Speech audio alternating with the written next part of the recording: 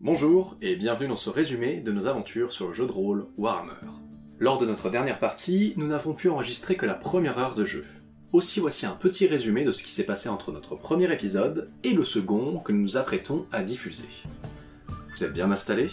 Alors c'est parti. Dans l'épisode précédent, nous avons fait la connaissance de notre groupe d'aventuriers, ayant décidé de faire route ensemble vers la cité portuaire de Marienburg. Et ce afin de chercher fortune, aventure, ou pour des raisons personnelles plus obscures. Le groupe était composé de Galforil, dit l'érotique, un barde haut elfe, Anders Dun, un humain au physique de hors-la-loi, Midric, roc de bronze, un tueur nain cherchant une mort honorable au combat, et enfin Gustav Reichlich, un simple paysan cherchant de l'or pour racheter ses terres. Nos compagnons ont croisé sur leur route un marchand de draps nommé Ludwig Grotius, qui venait de se faire détrousser par des brigands. Après avoir passé un contrat avec Grotius, ils ont décidé de l'escorter jusqu'à la cité portuaire de Marienburg. Arrivés dans cette riche ville marchande, nos héros se voient proposer par Grotius une nouvelle mission.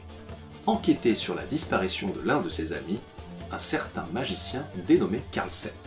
Mais avant de commencer leur enquête, nos compagnons décident de faire quelques emplettes.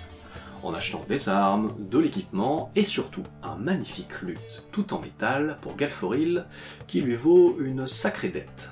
Les aventuriers commencent alors enfin leur enquête et se rendent dans les différents endroits où Karlsen a été aperçu pour la dernière fois. Ils finissent par découvrir que depuis plusieurs jours, avant sa disparition bien entendu, Karlsen était surveillé par des hommes qui se sont installés dans une taverne nommée le Naufragé Heureux. Nos compagnons se rendent directement à la taverne afin de poser quelques questions, mais sur place, ils sont pris en embuscade et doivent chèrement défendre leur vie. Une fois les bandits mis hors d'état de nuire, il s'avère que Karlsen était retenu dans la cave de l'auberge. Ni une ni deux, nos héros vont le libérer et s'enfuient avec une barque sur les canaux de la ville pour échapper à la garde, alertés par les bruits de la bagarre.